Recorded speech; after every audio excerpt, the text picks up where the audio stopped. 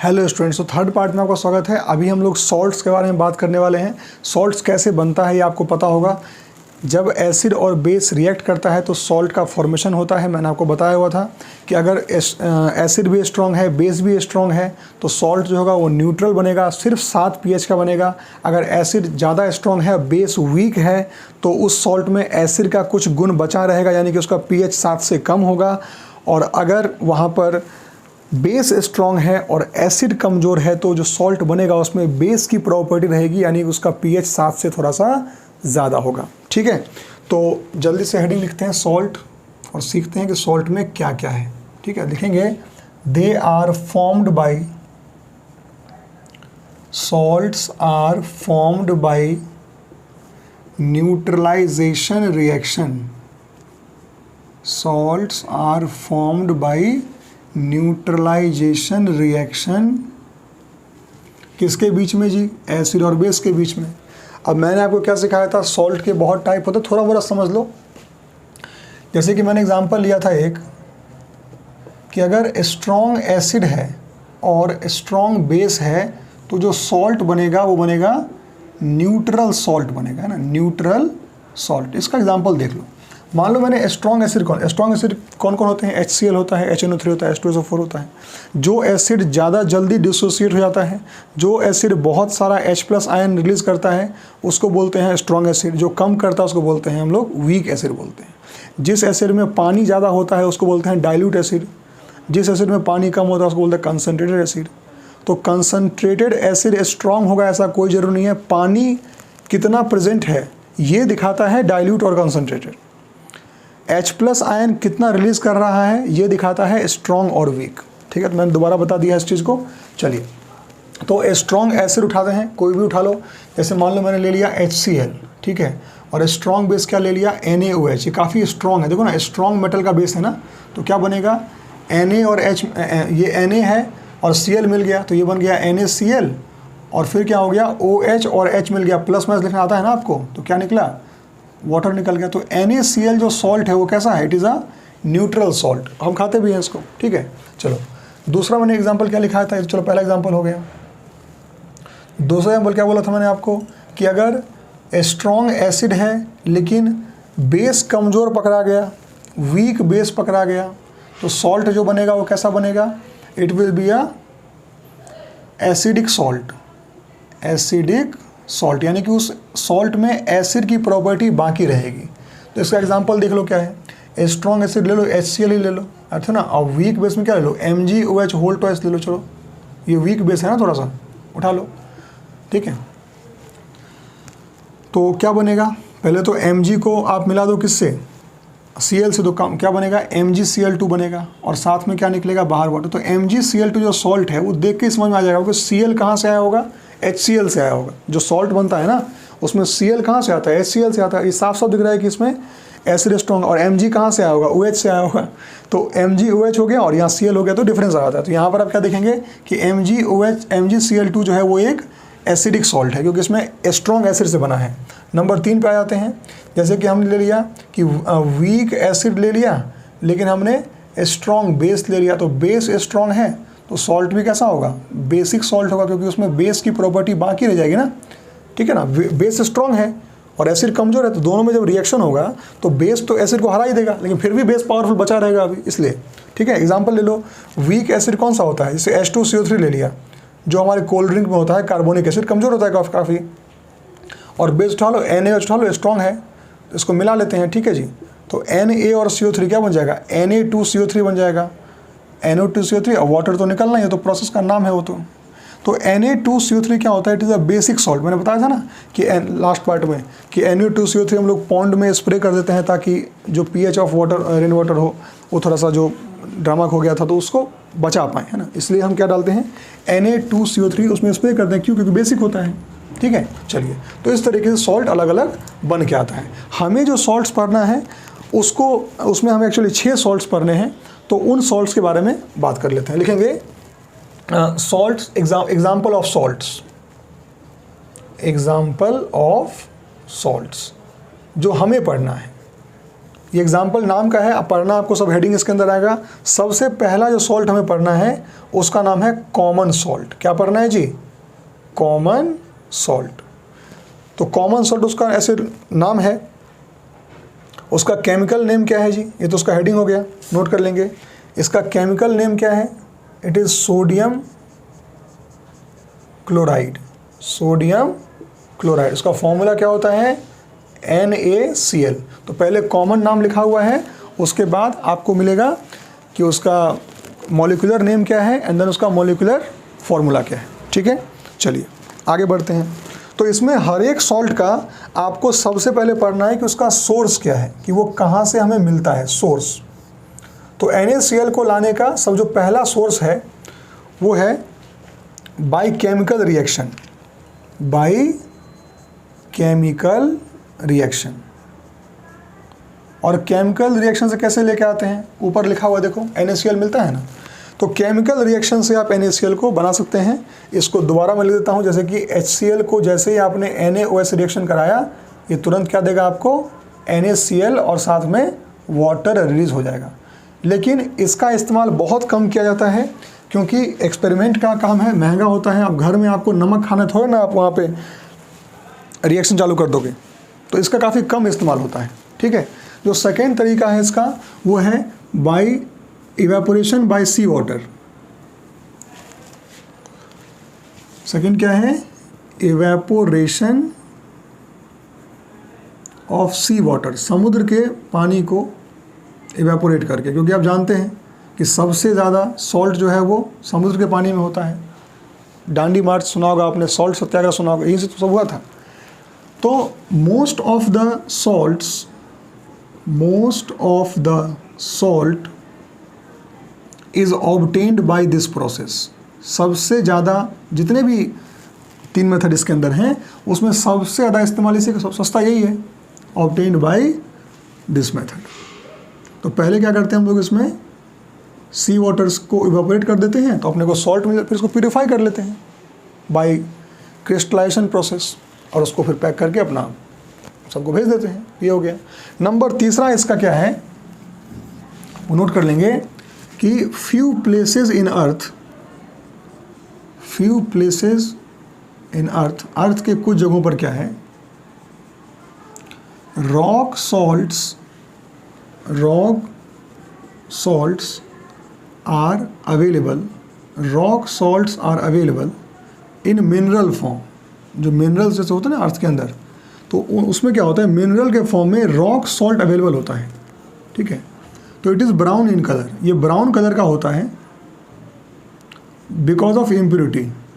It is brown in colour because of impurity. गंदगी की वजह से ये ब्राउन कलर का होता है।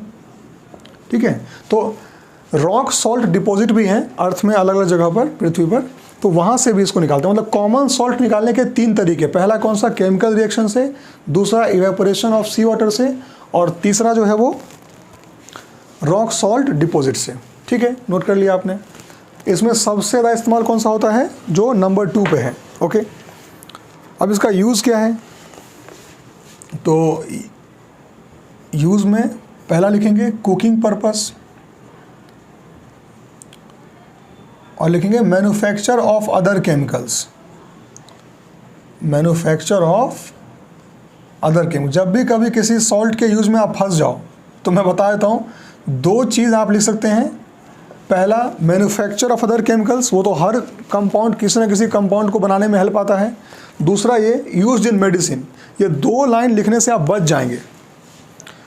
ठीक है, अब ये नहीं कि तुम हर सॉल्ट में यही लिख के आना, नहीं तो कभी कभी एग्जाम में क्या होता है कि वो सॉल्ट के यूज़ से ही क्वेश्चन उठा देते हैं, फिर वहाँ फंस जाओगे। ठीक है, लेकिन मैंने ये बताया, लाइफ हैक समझाया आपको कि अगर किसी भी सॉल्ट का यूज़ में आप फंस रहे हैं, फिलहाल आपको लिखना है कुछ भी, तो आप ये 2 यूज़ लिख सकते हैं। पहला कौन सा? मैन्युफैक्चर ऑफ अदर केमिकल, दूसरा यूज इन मेडिसिन, क्योंकि हर सॉल्ट कहीं ना कहीं मेडिसिन में इस्तेमाल तो होता ही होता है। ठीक है, तो यहाँ से आपको कॉमन सॉल्ट का फुल थ्योरी अवेलेबल है कि नाम क्या है, केमिकल फॉर्मूला क्या है, सोर्स क्या है, यूज़ क्या है। इसके बाद जो हमें दूसरा सॉल्ट पढ़ना है वो है ब्लीचिंग पाउडर। क्या है नाम उसका? Bleaching powder. तो ये तो उसका कॉमन नेम है। ऐसे ही क्या करेंगे, इसका केमिकल नेम लिखेंगे। तो क्या होता है केमिकल नेम, वो होता है कैल्शियम ऑक्सीक्लोराइड। Calcium oxychloride. इसका फॉर्मूला क्या हो जाएगा, CaOCl2, कैल्शियम ऑक्सीक्लोराइड। बनता कैसे है, सोर्स वो लिख लो फॉर्मेशन। सोर्स तो यहाँ लिखेंगे, क्या लिखेंगे, फॉर्मेशन। तो इसका फॉर्मेशन में आप लिखेंगे when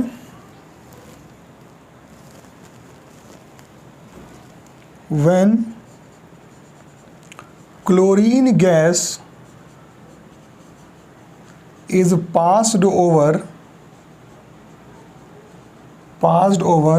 dry slaked lime। Slaked lime होता है कैल्शियम हाइड्रोक्साइड, ठीक है। CaOH whole twice calcium hydroxide, उसमें थोड़ा एक्वस हो गया तो उसको हम बोलते हैं स्लेक्ड लाइम। और अगर सैचुरेटेड सॉल्यूशन है कैल्शियम हाइड्रोक्साइड का तो उसको बोलते हैं लाइम वाटर।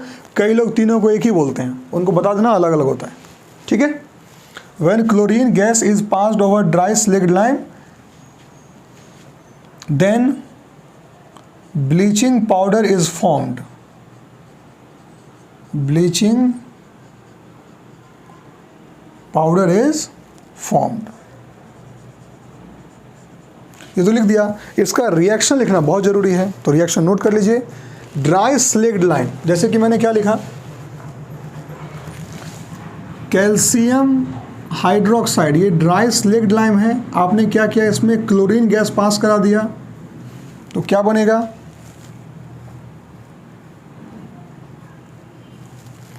ये बनेगा कैल्शियम ऑक्सीक्लोराइड और प्लस H2O बाहर निकलेगा।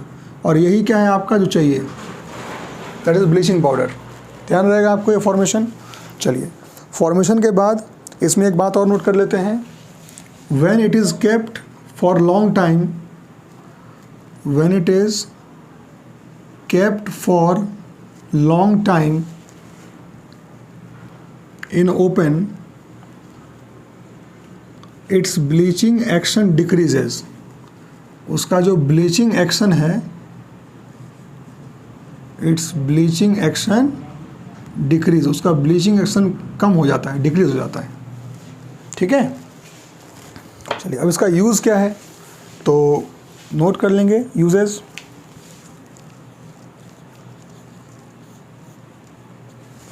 सबसे पहला यूज़ लिखेंगे,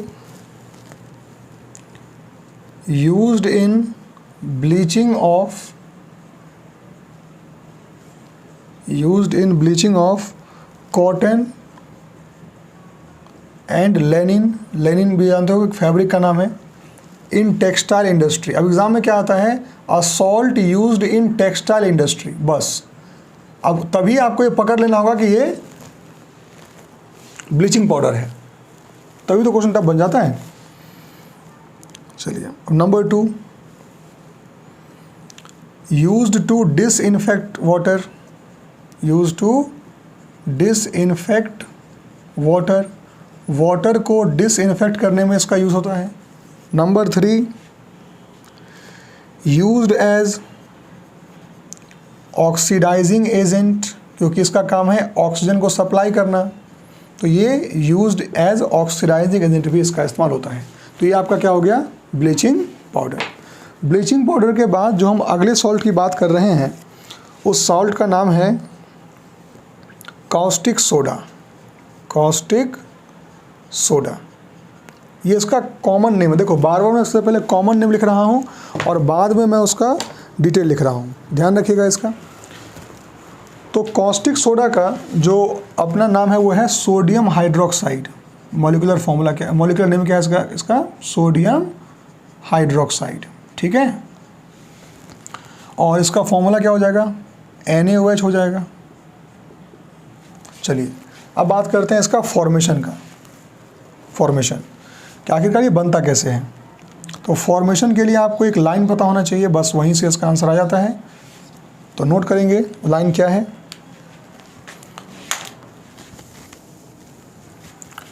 when electricity is passed through when electricity is passed through brine,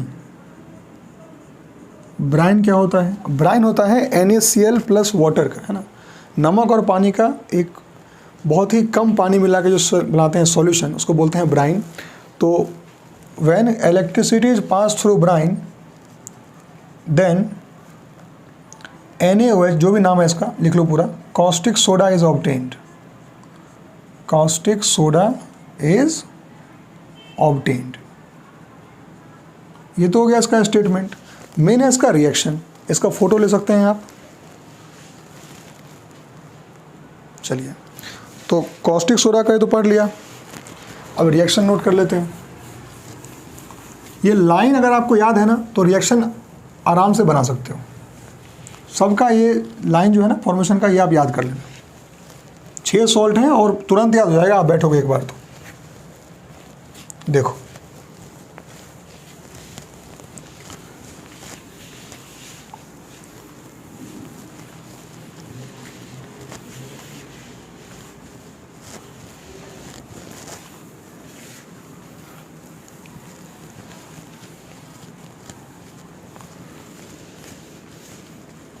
कहता है कि जब हम ब्राइन में इलेक्ट्रिसिटी पास करते हैं तो ब्राइन मैंने क्या कहा,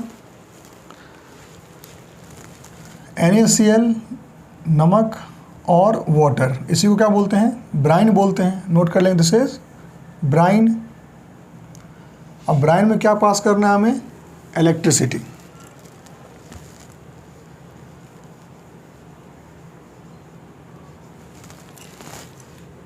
इलेक्ट्रिसिटी या इलेक्ट्रिक करंट इसमें पास किया तो क्या बन जाएगा? NaOH प्लस Cl2 और प्लस H2, ये सब बनता है। क्लोरीन भी बनता है और H2 भी बनता है। यहाँ जो क्लोरीन बना, तो क्लोरीन के लिए इसको हम क्या बोलते हैं? क्लोर। क्लोरीन का शॉर्ट फॉर्म क्या? क्लोर। और NaOH क्या है? एक बेस है जो पानी में सॉल्युबल होता है, उसको बोलते हैं एल्कली। तो ये क्या हो गया? एक एल्कली हो गया। तो चूंकि ये क्लोर और एल्कली है, इसीलिए इस रिएक्शन का नाम क्या होता है? This reaction is called as chlor alkali process या क्लोर एल्कली रिएक्शन, क्योंकि इसमें क्या हो रहा है? क्लोरीन और एल्कली बन रहा है, इसीलिए इस रिएक्शन का नाम क्या होता है?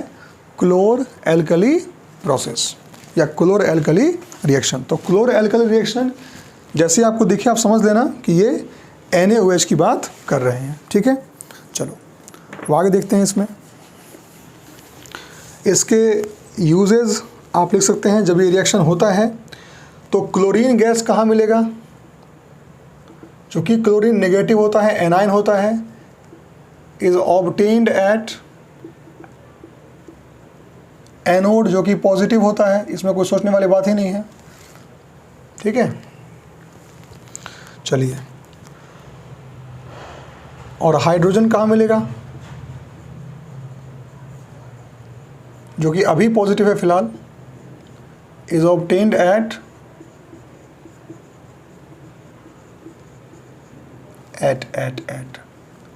कैथोड। कैथोड क्या होता है?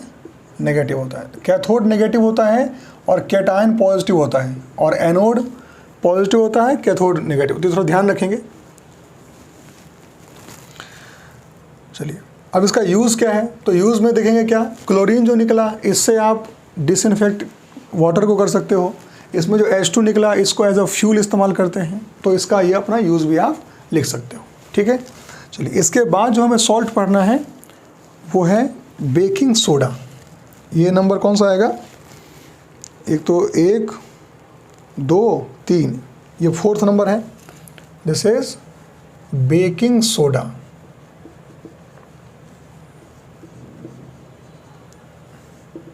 ठीक है, ये तो उसका जनरल नाम हो गया। इसका केमिकल नाम क्या होता है? नोट करेंगे, it is sodium hydrogen carbonate, जिसको कि लोग क्या बोलते हैं? सोडियम बाइकार्बोनेट भी लोग इसको कहते हैं, या सोडियम हाइड्रोजन कार्बोनेट भी कहते हैं। इसका मॉलिक्यूलर फॉर्मूला क्या होता है? NaHCO3। ठीक है, अब बात करेंगे इसके फॉर्मेशन की। तो फॉर्मेशन ये बनता कैसे है? तो देखिए, सबसे पहले क्या करना है आपको, NaCl लेना है, फिर वाटर लेना है, यानी ये ब्राइन हो गया, ठीक है। इसमें CO2 भी लेना है आपको, और फिर आपको NH3 भी लेना है, अमोनिया। ये चारों गैस, मतलब चारों कंपाउंड आपको मिलना है। पहले तो ब्राइन ये हो गया, और फिर ये दोनों आपको और मिलाएंगे तो क्या बनेगा? पहले यहाँ पे NH4Cl अमोनियम क्लोराइड बनेगा, और आपको NaHCO3 मिलके यहाँ पर मिल जाएगा। और यही क्या है? बेकिंग सोडा है। ठीक है, चलिए ये तो बन गया। अब होता क्या है, नाउ जब आप इस NaHCO3 को हीट करते हो तो ये Na2CO3 में टूट जाता है, और यहाँ CO2 भी बाहर निकलता है, और यहाँ H2O भी बाहर निकलता है। ठीक है, तो ये हमारे कुकिंग पर्पस में काम आता है। तो लिखेंगे दिस रिएक्शन हैपेंस, या this happens during cooking. During cooking, जब खाना बनाते हैं ना तो ऐसा होता है। अब देखो, जैसे मान लो कि हमने खाने में बेकिंग सोडा मिला दिया, जो ये सब्सटेंस है, ठीक है, तो उसको हीट करते हैं तो वहाँ CO2, अब CO2 जो निकलेगा वो क्या करेगा? CO2 अगर बाहर निकला मतलब वो स्पॉन्जी बना देगा। ऐसे केक वगैरह बनता है ना, केक में CO2 बाहर निकलता है, उससे केक स्पॉन्जी बन, क्योंकि बीच में जगह खाली हो गया ना, अब जगह खाली हो जाएगा तो वो तो काफ़ी स्पॉन्जी बन जाएगा। तो ये केक में इस्तेमाल होता है। इसमें एक प्रॉब्लम है जो मैं बता रहा हूँ आपको, जो केक में रेक्टिफाई करते हैं फिर उसका इस्तेमाल करते हैं, रेक्टिफाई मतलब सही करना होता है। ठीक है, और अगर आपको कोई भी खाना क्रिस्पी चाहिए, जैसे कभी आप पकौड़े खाते हैं तो क्रिस्पी चाहिए हो ना, काफ़ी क्रंची होना चाहिए, तो उसके लिए उसमें हम बेकिंग सोडा मिलाते हैं। क्यों? देखो, जैसे लकड़ी है, अब लकड़ी अगर आप तुरंत पेड़ से तोड़ के लाते हैं, कोई पेड़ का टहनी तोड़ के लाइए, उसमें पूरा पानी भरा होता है, पानी उसके अंदर काफ़ी वेट होता है ना। अगर कोई आप पेड़ से कोई ताज़ा लकड़ी काट के लाओगे, पतला सा छड़ी लेके आओगे, उसको मोड़ोगे तो क्या होगा? वो काफ़ी ईजिली बेंड हो जाएगा, उसमें पानी पूरा भरा हुआ है। अब उसी लकड़ी को आप क्या करो, कुछ देर बाहर छोड़ दो, 4 दिन 5 दिन, अब पूरा लकड़ी सूख जाएगा, उसके अंदर जहाँ जहाँ पानी था वो पानी वहाँ से निकल गया। अब अगर वहाँ से पानी निकल गया तो उस जगह खाली हो गया, अब उसको ऐसे करोगे तो टक से टूट जाएगा, तो काफ़ी क्रंची हो गया। तो क्रंच कब होता है? जब किसी चीज़ में गैप आ जाए तो वो क्रंच हो जाता है। ठीक है, तो इसी तरीके से जैसे ही आपने खाने के, जैसे कि आटा है, उसमें मैदा कुछ लिया, उसमें आपने पकौड़े बनाए, उसमें डाल दिया क्या? बेकिंग सोडा डाल दिया, तो वो जब हीट होगा तो क्या करेगा? उसमें वो CO2 निकल, अब CO2 क्या करेगा? पूरा खाली खाली जगह बना देगा, उसमें तो क्रंची हो जाता है। क्वेश्चन भी एग्जाम में आया है कि एक ऐसा सॉल्ट जिसको कि हम क्रिस्पी पकौड़ा बनाने में इस्तेमाल करते हैं, उसका नाम क्या है? तो आंसर क्या होगा? Sodium hydrogen carbonate, that is baking soda. ठीक है, लेकिन इसमें दिक्कत है। देखो, बेकिंग सोडा जो है ना, ये बेसिक नेचर का होता है। लिख लेंगे कि baking soda is basic in nature. Baking soda is basic in nature. उसका नेचर क्या होता है? बेसिक होता है। अगर वो बेसिक नेचर का है then it makes, then sorry, so लिखो, so when it is added to cake, it is added, when it is used लिखो, when it is used to make cake, जब केक बनाने में इसका इस्तेमाल करते हैं तो बिटर होने की वजह से it makes cake bitter also, ये केक को ही बिटर बना देगा। अब हैप्पी बर्थडे टू यू हो जाएगा, अब बर्थडे हैप्पी हुआ ही नहीं, अब केक ही करवाने के लिए कैसे काम चलेगा? बिटर हो गया। तो इस प्रॉब्लम से बचने के लिए हमने क्या किया? लिखेंगे due to this, to avoid this, to avoid this हम क्या करते हैं? We add a mild acid, mild acid इसका नाम है टैर्टरिक एसिड, जो कि टेमरिंड इमली से मिलता है। एक सॉफ्ट एसिड को हमने क्या किया?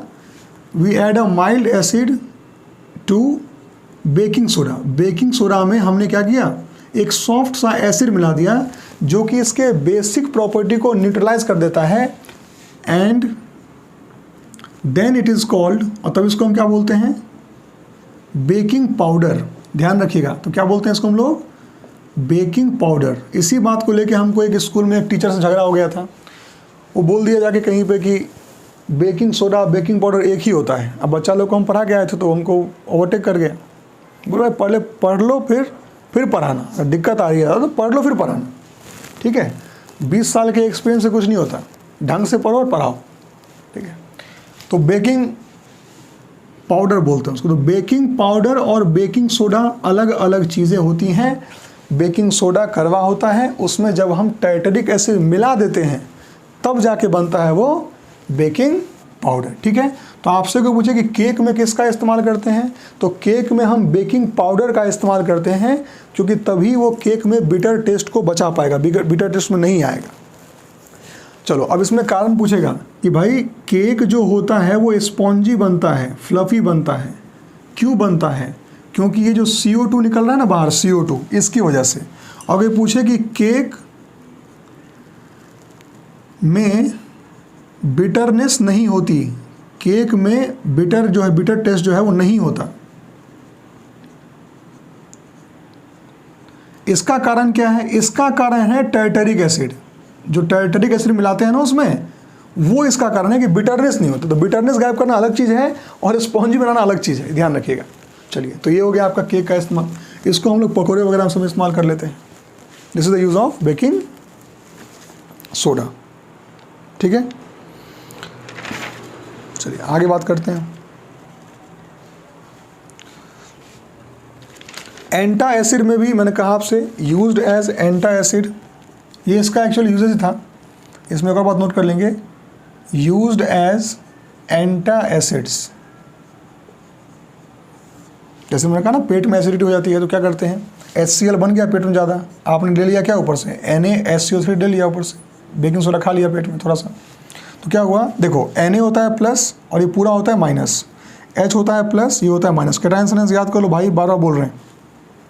Na मिल गया Cl से, नमक का तो जरूरत होता है ये बॉडी के अंदर, कोई दिक्कत ही नहीं है। और ये क्या हो गया, HCO3 और H, तो क्या हो गया H2OCO3, that is H2O plus CO2। तो सब कुछ का बॉडी में जैसे ही खाओगे ना तो ऐसे डकार ऐसे बाहर निकलता है, वो यही CO2 बाहर निकल जाता है बॉडी से, ठीक है। तो ये हो गया न्यूट्रलाइज हो गया, तो यूज्ड एज एंटा एसिड।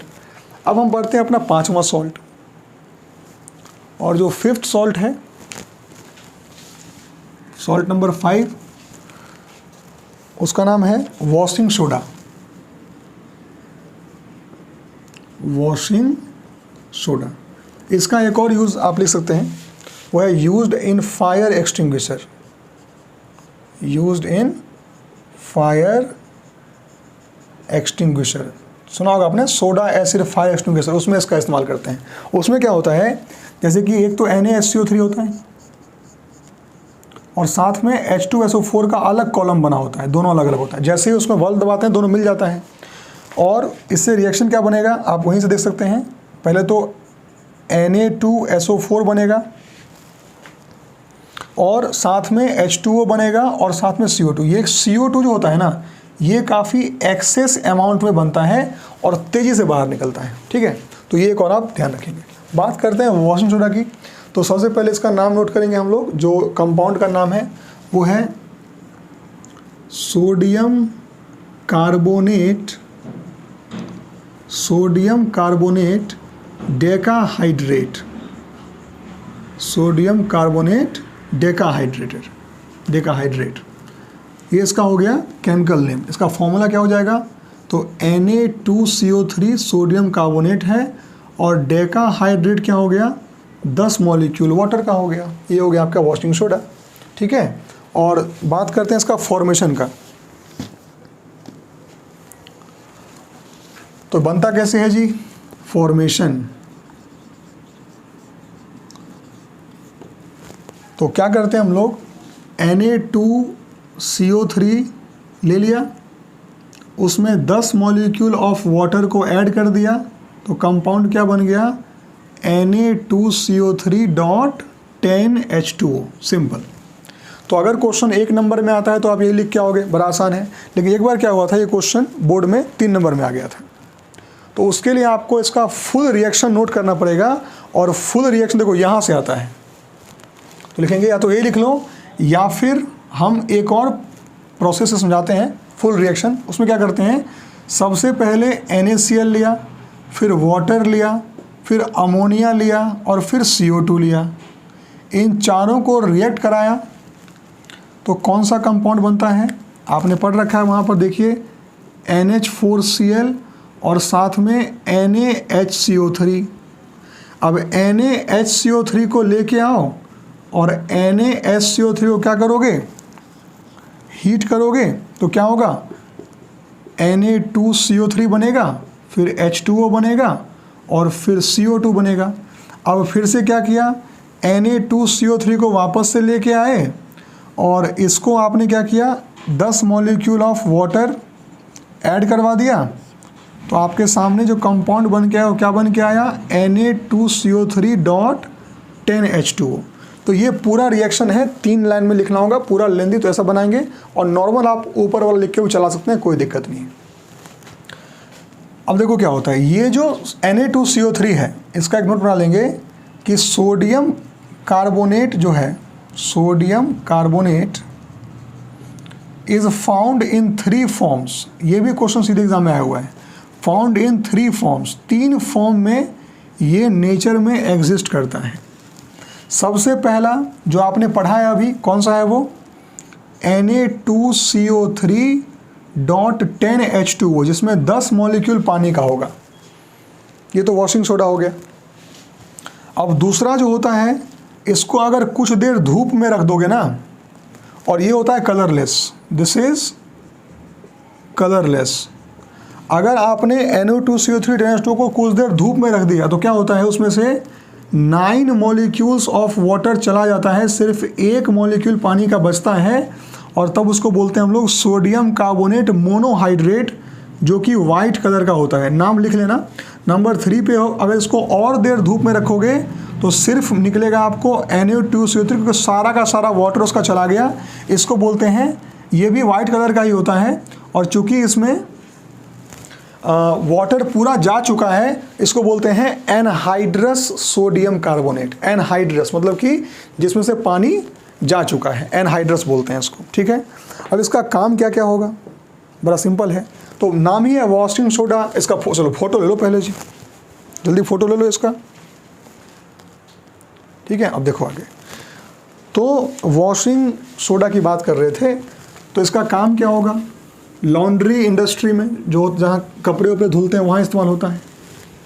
दूसरा जो इसका इस्तेमाल है वो है कि जो हार्ड वाटर है उसको ये सॉफ्ट करता है। अब हार्ड वाटर क्या होता है, तो पढ़ोगे तो उसको चैप्टर नंबर 4 में बता देता हूँ। जिस वाटर में सॉल्ट ज़्यादा अमाउंट में प्रेजेंट हो ना, उसको बोलते हैं हार्ड वाटर। जैसे कि हमारा नल में जो पानी आता है, टंकी का पानी, उसमें क्या होता है, ज़्यादा सॉल्ट होता है, देखोगे वो हार्ड वाटर होता है, उसमें ज़्यादा झाग भी नहीं बनेगा, ठीक है। लेकिन जो पानी हम पीते हैं वो काफ़ी सॉफ्ट होता है, मतलब क्या, उसमें सॉल्ट नहीं प्रेजेंट होता। तो चूँकि हम कपड़े धोने के लिए ज़्यादातर हार्ड वाटर का इस्तेमाल करते हैं, तो इसीलिए उसमें हम लोग वॉशिंग सोडा मिलाते हैं। ये क्या करता है, हार्ड वाटर को सॉफ्ट वाटर में कन्वर्ट कर देता है, और फिर कपड़ा धुलना काफ़ी आसान है, क्योंकि उसमें क्या झाग नहीं बना। जितना झाग बनेगा कपड़ा उतना जल्दी आपका धुलेगा, ठीक है। तो इसका थोड़ा यूजेस पढ़ लेते हैं। यूज से क्वेश्चन आता है जी, इसलिए यूजेस ध्यान रखो। पहला, it is used in glass soap and paper industry. Glass soap and paper industry, इन सब जगहों पर इसका इस्तेमाल होता है। नंबर 2 नोट कर लो, it is used in the manufacture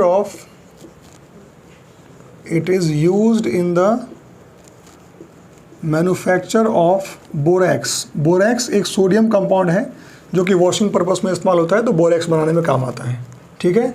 number 3 की बात कर लेंगे, वह है it is used to remove it is used to remove permanent hardness of water. मैंने कहा आपसे हार्डनेस ऑफ वाटर से ये आपको बचाता है, हार्डनेस ऑफ वाटर, क्योंकि हार्ड वाटर में झाग कम बनेगा, कपड़ा साफ नहीं होगा। Number 4, used in laundries, used in laundries. ठीक है, इसके बाद जो हमें लास्ट सॉल्ट पढ़ना है वो है प्लास्टर ऑफ पेरिस। नंबर 6 वो है प्लास्टर ऑफ पेरिस, जिसको शॉर्ट में लोग POP बोलते हैं, POP। इसका केमिकल नाम क्या होता है? It is calcium sulphate, it is calcium sulphate hemihydrate. Hemi मतलब क्या होता है? आधा। Calcium sulphate hemihydrate. तो नाम से आपको लग रहा है कि इसका केमिकल फॉर्मूला क्या होना चाहिए? तो वो होगा CaSO4 कैल्शियम सल्फेट। हेमी मतलब क्या हो गया? Half H2। ठीक है, इट्स टाइम टू रिफिल, क्योंकि मुझे इसका शेड थोड़ा डाउन लग रहा है। दिल लेके मेरा हाथ में कहते हैं हमसे वो, क्या लोगे इसके दाम बताना सही सही। ये हो गया। अब सुनो मेरी बात करते हैं इसका फॉर्मेशन। भाई साहब ये बनता कैसे है? फॉर्मेशन कैसे बनेगा देखो, तो लिखेंगे व्हेन जिप्सम सॉल्ट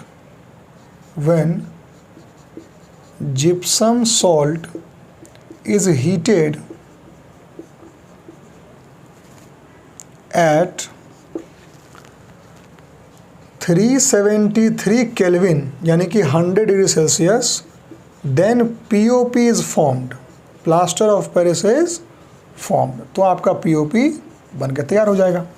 ठीक है, तो रिएक्शन देख लो, रिएक्शन बहुत इंपॉर्टेंट है। जिप्सम सॉल्ट क्या होता है? आप तो calcium sulphate dihydrate, 2 hydrogen sorry 2 water, तो कैल्शियम सल्फेट डाइहाइड्रेट जो है उसी को बोलते हैं जिप्सम। यही क्या है आपका? This is gypsum salt. ठीक है, इसको क्या करते हैं हम लोग? हीट करते हैं कितने डिग्री पे? 373 केल्विन यानी कि 100 डिग्री पे। तो क्या होता है, इसमें से 1.5 मॉलिक्यूल 1.5 मॉलिक्यूल वाटर अलग हो जाता है, 1.5 मॉलिक्यूल वाटर अलग हो जाता है और हाफ मॉलिक्यूल रह जाता है, और इसी हाफ मॉलिक्यूल वाटर को हम क्या बोलते हैं? प्लास्टर ऑफ पेरिस, POP बोलते हैं। ठीक है, अब ये POP जो जिप्सम सॉल्ट काफ़ी हार्ड होता है, ठीक है, लेकिन POP पाउडर फॉर्म में होता है। अब आप मार्केट से POP लेके आ गए, आपने क्या किया? ये तो हो गया तरीका, इससे POP बनता है। अब लिखेंगे व्हेन यूज्ड इन होम, जब घर में इसका इस्तेमाल करते हैं तो क्या होता है? आप POP रखते हैं, कैल्शियम सल्फेट हाफ H2O लेते हैं, उसमें कुछ पानी मिलाते हैं। तो पानी कितना मिलाते हैं? जितना वो बनाते वक्त लूज़ कर चुका था। अब जैसे ही मिलाओगे तो क्या हो जाएगा? वापस से ये कैल्शियम सल्फेट 2H2O बन जाएगा, यानी कि वापस से ये जिप्सम बन जाएगा। तो ये वो रिएक्शन है जो होता है जब हम उसको POP में थोड़ा सा पानी मिला के ऐसे पेस्ट बन गया, और पेस्ट से क्या करते हैं? डिज़ाइन बना लेते हैं। जब वो हार्ड हो जाता है तो आपको सीलिंग में डिज़ाइन दिखता है POP का। किसी का हाथ टूट गया, ठीक है, तो उसको क्या करते हैं? पहले प्लास्टर लगा दिया इसके ऊपर, बोलते हैं प्लास्टर ऑफ पेरिस बोलते हैं। तो लगा दिया सॉफ्ट करके, उसको ऐसे उसमें पाउडर में थोड़ा पानी मिला दिया, थोड़ा सा पेस्ट बना दिया और ऐसे लपेट दिया उसमें, और POP लगा दिया पूरे पे। और हार्ड हो गया तो पूरा टाइट हो गया वो, तो बोन्स को सेट होने का मौका मिल जाता है। तो ये इस्तेमाल करते हैं। ठीक है, अब सुनो, इसमें एक बात और नोट कर लेंगे। When gypsum is heated, when gypsum is heated, जब जिप्सम को हम ज़रूरत से ज़्यादा हीट कर देते हैं, एबव 400 केल्विन, 400 केल्विन यानी कि 100 कितना हो गया? 127 डिग्री, हाँ लगभग 127 डिग्री सेल्सियस से ऊपर अगर उसको हीट कर देते हैं, then dead burnt POP is produced. Dead burnt मतलब एक तो जल गया पूरा, POP is formed, which do not have hardening property, जिसमें कि हार्डनिंग प्रॉपर्टी नहीं होती। डेड बर्न्ट POP जो होगा उसमें हार्डनिंग प्रॉपर्टी नहीं होगा, तो काफ़ी ध्यान रखना पड़ता है कि उसको कितने पे गर्म करना है। ठीक है जी। अब इसका यूज़ क्या है नोट कर लेंगे। यूजेस, सबसे पहला इसका यूज़ है कि used by doctor for joining fractured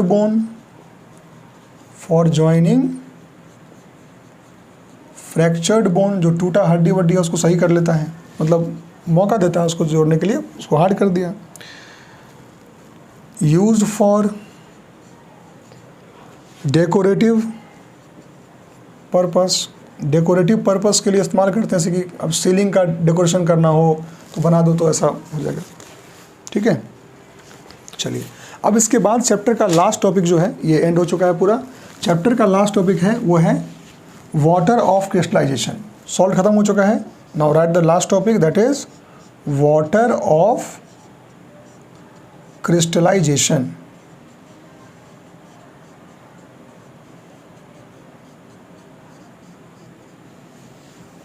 ठीक है, ये क्या होता है देखो, लिखेंगे some salts contain water molecule.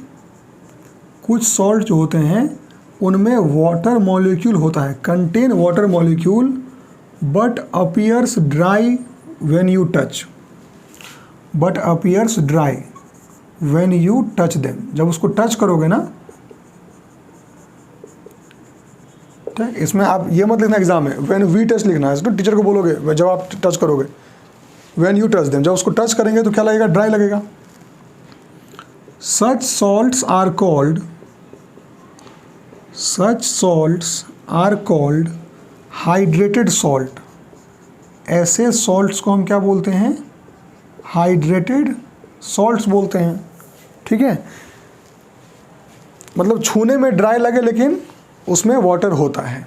Okay, चलिए अब यहीं से आता है डेफिनेशन, तो लिखेंगे the number of water molecules, the number of water molecules present in each molecule of a hydrated salt। किसी भी hydrated salt के हर एक मॉलिक्यूल में जितना वाटर का मॉलिक्यूल प्रेजेंट होता है is called water of crystallization। क्या बोलते हैं उसको हम लोग, वाटर ऑफ क्रिस्टलाइजेशन कहते हैं। ठीक है, is called water of crystallisation. जैसे एग्जांपल देख लो, अभी जो आपने पढ़ा वही पढ़ लेते हैं। सबसे पहला क्या मिला था आपको, Na2CO3.10H2। आपसे कोई पूछे कि वॉशिंग सोडा का वाटर ऑफ क्रिस्टलाइजेशन क्या होगा, तो हर एक वॉशिंग सोडा के मॉलिक्यूल में 10 वाटर का मॉलिक्यूल होता है, तो इसके लिए वाटर ऑफ क्रिस्टलाइजेशन वैल्यू कितनी हो गई, 10 हो गई। तो Na2CO3.10H2O को जब वॉशिंग सोडा को जब ऐसे हाथ में आप टच करोगे तो लगता है काफ़ी ड्राई है, लेकिन पानी का उसमें कंटेंट होता है, तो जितना वाटर मॉलिक्यूल हर एक मॉलिक्यूल में चिपका हुआ है, that is called water of crystallisation. तो आपसे कोई पूछे कि अगर 2 मॉलिक्यूल हमने ले लिया वॉशिंग सोडा का, तो उसमें कितना वाटर ऑफ क्रिस्टलाइजेशन, क्या बोलेंगे, 2 हो जाएगा, 20 हो जाएगा उसमें, 1 में 10, 2 में 20 हो गया। एक और देखो, जैसे कोई बोले जिप्सम क्या होता है, कैल्शियम सल्फेट डॉट 2H2O। तो जिप्सम में वाटर ऑफ क्रिस्टलाइजेशन क्या है, 2 है। ऐसे ही कोई पूछे POP में कितना है वाटर ऑफ क्रिस्टलाइजेशन, POP का फॉर्मूला क्या होता है, CaSO4.12H2O। उसमें क्या हो जाएगा, the water of crystallisation is half. अब बोले कि 10 मॉलिक्यूल ऑफ POP में कितना होगा वाटर ऑफ क्रिस्टलाइजेशन, तो 1 में आधा है, 10 में 5 होगा। एक और देख लो, कुछ बता देते हैं, जैसे कि कॉपर सल्फेट डॉट 5H2O, इसको बोलते हैं ब्लू विट्रियोल। क्या बोलते हैं, ब्लू विट्रियोल। इसमें आप खुद बताओ, कॉपर सल्फेट में 5 है तो बोल देंगे 5 बोल देंगे। ऐसे कुछ भी आप लिख सकते हो जिसके साथ सामने सॉल्ट में वाटर कितना प्रेजेंट है, that is called water of crystallisation. तो यहाँ आपका चैप्टर ख़त्म हो चुका है। हम जल्द ही नए वीडियो के साथ आएंगे जिसमें कि मैं आपको और चैप्टर्स पढ़ाऊँगा। नोट्स अच्छे से बना लीजिए, डाउट पूछते रहिए। हम ऑफलाइन कोचिंग भी अभी शुरू करने वाले हैं कुछ दिनों में। ऑनलाइन कोचिंग हमारी चल रही है फ़िलहाल अभी फ्रीक्वेंसी कैरियर इंस्टीट्यूट के नाम से। आप में से किसी भी बच्चे को अगर कोचिंग पढ़ना हो तो आप कांटेक्ट कर सकते हैं। हमने फ़ीस भी काफ़ी मिनिमल रखा है और डेमो लेक्चर्स मैं यूट्यूब पे डालता रहता हूँ। चैप्टर 1 चैप्टर 2 भी पूरा हो चुका है ना। तो किसी भी इंक्वायरी के लिए आप फ़ोन कर सकते हैं, पता कर सकते हैं। मेरा नंबर 9993302140 है। Thank you so much, bye bye.